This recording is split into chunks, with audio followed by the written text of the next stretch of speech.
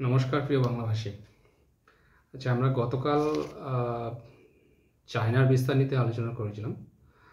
আজকে একটু ইউএসের বিস্তার নিতে আলোচনা করি। চায়নাকে কাউন্টার করতে গিয়ে ইউএসএ মানে ইউনাইটেড স্টেট অফ আমেরিকা কীভাবে সারা বিশ্বে একটা কনফ্লিক্ট তৈরি করে রেখেছে।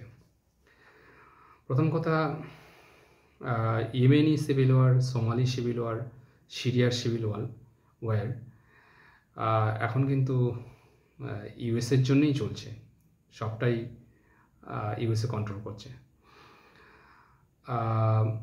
ধরুন, ইউএসএ বাংলাদেশের প্রধানমন্ত্রী শেখ হাসিনা বলছিলেন ইউএসএ সম্বন্ধে যে ইউএসএ নাকি বাংলাদেশকে ভেঙে একটা খ্রিশ্চান দেশ তৈরি করতে চায়, যেটা হচ্ছে আপনার বাংলাদেশের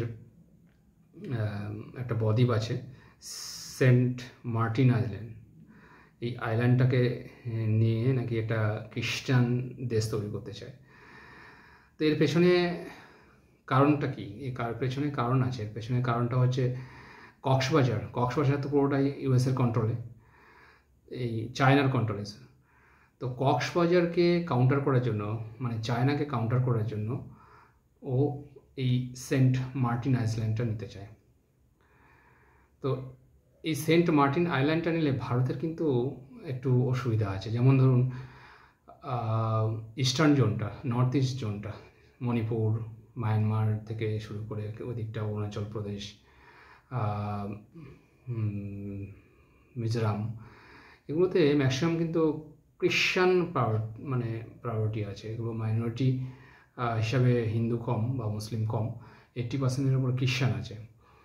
তাহলে কি হলো, এই সেন্ট মার্টিন আইল্যান্ডটা যখন খ্রিশ্চান একটা অধ্যুষিত দেশ হয়ে যাবে, তখন মানে এই যে আশেপাশের রাজ্য বা মায়ানমার বলুন, যে দেশগুলো আছে, সেখানে কিন্তু পুরোটা যেহেতু খ্রিশ্চান অধিষ্ঠিত, মানে খ্রিশ্চানের ভাগটা বেশি, তো সেক্ষেত্রে কী হবে, পুরোটা ইউএসএর কন্ট্রোলে চলে আসবে। ইউএসএ সত্যি বলতে কি কারোর বন্ধু নয়, বিশেষ করে ভারতের তো বন্ধু নয়। ভারতের যদি বন্ধু হতো তাহলে 1971 সালে যখন ইন্ডিয়া পাকিস্তানের সাথে লড়াই করে, বাংলাদেশের মুক্তি বাহিনীর সঙ্গে লড়াই করে, মানে সঙ্গ দেয় বাংলাদেশকে স্বাধীন করার জন্য, তখন কিন্তু ইউএসএ পাকিস্তানকে সাহায্য করার জন্য সেনাবাহিনী মানে নৌবাহিনী পাঠিয়ে দিয়েছিল। আমাদের রাশিয়া কাউন্টার করেছিল বলে ওরা ফিরে গেছিলো, বাট পাঠিয়ে তো ছিল। 1998 সালে যখন আমরা পরমাণু বোমা পরীক্ষণ করি পোখরানে, তখনও কিন্তু সাংশন লাগিয়ে দিয়েছিল।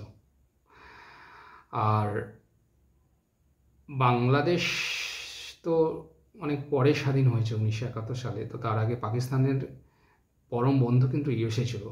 সে তো ইমরান খান ইউএসএর কথা না শুনে চায়নার সাথে হাত মিলাইছে বলে তো ইউএসএ তো ইমরান খানকে তো জেলেই ভরে দিল।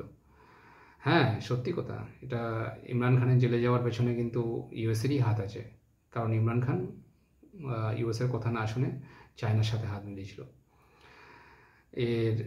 এই লিবিয়ান বলে একটা কান্ট্রি, যে আপনার গদ্দাফি বলে একজন শাসক ছিলেন, ওনাকেও কিন্তু ধ্বংস করার মানে মূল ইউএসএ। অ্যাকচুয়ালি ইউএসএ নিজের স্বার্থ ছাড়া কিছুই বোঝে না। মানে আমাদের সৌভাগ্য এই যে আমাদের ফরেন নীতিটা অনেক স্ট্রং হয়েছে। এস জয়শঙ্কর অনেক ভালো ডিসিশান নিতে পারে, স্ট্রং ডিসিশান নিতে পারে। তো সেই কারণে নিউট্রাল এখন, মানে ইন্ডিয়া এখন নিউট্রালই আছে। এই যে ন্যান্সি পেলোসি হুঙ্কার দিচ্ছে চায়নাকে, ইউ আর গন, তো এটা ইন্ডিয়ার কাঁধে বন্দুক রেখে কিন্তু করছে। যতই হোক, ইউএসএর প্রতিনিধি দল ইন্ডিয়াতে এসছে, হিমাচল প্রদেশের বসে দলাই লামার সাথে মিটিং করছে, সবই কিন্তু ইন্ডিয়ার ঘাড়ে বন্দুক রেখে করছে। চায়না কি এতে ক্ষিপ্ত হবে না ইন্ডিয়ার বিরুদ্ধে? ইন্ডিয়াকে হুমকি দেবে না? যদিও অফিসিয়ালি ইন্ডিয়া কিছু বলছে না, তাই চায়নাও অফিসিয়ালি কিছু বলছে না, মানে একদম নিউট্রাল আছে। তাই তো সেক্ষেত্রে আমাদের কিন্তু অনেক কী বলবো, পরবর্তীকালে অনেক প্রবলেম হতে পারে, কারণ আমাদের অনেক থ্রেট আছে চায়না থেকে। তো সেক্ষেত্রে বলা যায় যে ইউএসএ মানে ইন্ডিয়ার সাথে কোনো বন্ধুত্ব করতে আসেনি। ইউএসএ নিজের বিস্তার নীতিটাকে বজায় রাখার জন্য চায়নাকে যাতে কন্ট্রোল করা যায়, চায়নাকে যাতে মানে স্টপ করা যায়, সেজন্যই এসেছিল। আবার চায়না দেখবেন রাশিয়ার ভালো বন্ধু, যদিও রাশিয়া ইন্ডিয়ার বন্ধু। তো রিসেন্টলি কিন্তু পুতিন নর্থ কোরিয়াতে গেছেন এবং সেখানে বলেছেন যে আমার বিরুদ্ধে যদি কোনো যুদ্ধ ঘোষণা হয় বা আমার সাথে কেউ যদি যুদ্ধ ঘোষণা করে, তাহলে নর্থ কোরিয়ার প্রেসিডেন্টকে বলেছে যে তুই কিন্তু পরমাণু বোমাটা রেডি করে রাখবি, এবং উনি রাজিও হয়েছেন। একদম মানে 2000 সালে গেছিলেন প্রথম, 2000 সাল থেকে 2024 সাল পরে পুতিন নিজে থেকে কিন্তু নর্থ কোরিয়ার প্রেসিডেন্টের সাথে হাত মেলাতে গেছে এবং বলতে গেছে যে ভাই আমি তোর সাথে আছি, তুইও আমার সাথে থাক। তো নর্থ কোরিয়া, চায়না, রাশিয়া একদিকে, ওদিকে ইউএসএর টোটাল ন্যাটো কান্ট্রি একদিকে, তো ইন্ডিয়া তো মাঝখানে জাতাকলের মতো। কিন্তু সমস্যাটা তো হচ্ছে মানে সে তো একটা আইসোলেট জায়গায় আছে ইউএসএ, তার দেশে কখনো যুদ্ধ হয়নি। সে মানে আমাদের দেশে এসে আফ্রিকা, এশিয়া, ইউরোপে এসে যুদ্ধ করেছে, এবং সমস্ত জায়গার মানে যেখানে যেখানে যুদ্ধ হয়েছে সেখানে, ইনক্লুডিং জাপান বলুন, যাই বলুন, সেখানে কিন্তু হয়েছে, প্রচুর ক্ষতি হয়েছে। কিন্তু ইউএসএর নিজের মাটিতে কখনো যুদ্ধ হয়নি বলে ইউএসএর কোনো ক্ষতি হয়নি।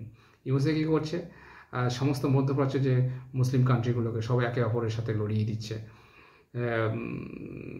ইসরায়েলকে উত্তপ্ত করে রেখে দিয়েছে শুধুমাত্র নিজের অস্ত্র বিক্রি করার জন্য। আর অস্ত্র যত বিক্রি হবে, যত যুদ্ধ হবে, তত অস্ত্র বিক্রি হবে, তত বড়লোক হবে, তত ধনী হবে। তো এই যে একটা কনফ্লিক্ট, মানে ভিয়েতনামের যুদ্ধ থেকে শুরু করে এই আফগানিস্তানে ওসামা বিন লাদেনকে মারার জন্য কবজা করা বা যাই হোক না কেন, সমস্ত দেশেও কিন্তু একটা কনফ্লিক্ট তৈরি করে রেখেছে, যুদ্ধের আবহাওয়া তৈরি করে রেখে দিয়েছে, যাতে করে ওর অস্ত্র বিক্রি হয়, সবাই যেন ওর কাছ থেকে অস্ত্র কেনে এবং সবাই ওর দ্বারস্থ হয়। তো সেক্ষেত্রে ইউএসএ চাইবে না যে চায়না স্ট্রং হোক। তো সেই কারণে বাংলাদেশের যে সেন্ট মার্টিন আইল্যান্ড, মানে শেখ হাসিনা নিজেই বলেছেন যে এটাকে নিয়ে একটা আলাদা একটা খ্রিস্টান দেশ তৈরি করতে চায়, এবং কক্সবাজারে যে চায়নার কন্ট্রোল আছে তার সাথে সেটাকেও ধীরে ধীরে ধীরে ধীরে চায়নার উপর নজর রেখে এই আমাদের ইন্ডিয়ার ইস্টার্ন মানে নর্থ ইস্ট জোনের যতগুলো রাজ্য আছে, ইনক্লুডিং মায়ানমার, তো সেগুলোকে কন্ট্রোল করে আলাদা একটা কনফ্লিক্ট তৈরি করতে চাইছে। তো আমরা চাইবো ইন্ডিয়া খুব স্ট্রংলি এটাকে কন্ট্রোল করুক। ইন্ডিয়ার যদিও ফরেন নীতি অনেক ভালো, তো আগামী দিনে তো 24, 25, 26 জুনে স্পিকার নির্বাচন হবে। তো একটা খুবই একটা থ্রেটের মধ্যে দিয়ে মোদি সরকার চলছে। তো সেক্ষেত্রে আগে তো এটা হোক, তারপরে দেখা যাবে। কিন্তু ইউএসএ সত্যি বলতে ইন্ডিয়ার বন্ধু বলে মনে করি না। সেক্ষেত্রে রাশিয়া অনেক পুরনো বন্ধু, এবং রাশিয়া সবসময়ের জন্য হেল্প করেছে। এবং দেখা গেছে যে এই যে রাশিয়া ইউক্রেনের যুদ্ধের সময় ইউএসএ কিন্তু ভারতকে বলেছিল যে রাশিয়া থেকে কোনো কিছু না নিতে, কিন্তু রাশিয়া থেকে আমরা রাশিয়ার বন্ধুত্বতা রেখেছি। তো এটা ফরেন স্ট্রং নীতির জন্য হয়েছে, কারণ আমরা এখন আর ইউএসএ, চায়না বা কাউকে ভয় করি না। তো এটা আরও যাতে স্ট্রং হয় এই কামনা করে আমরা চাইব ভারত আরও বেশি ফাইন্যান্সিয়ালি পাওয়ারফুল হোক। নমস্কার।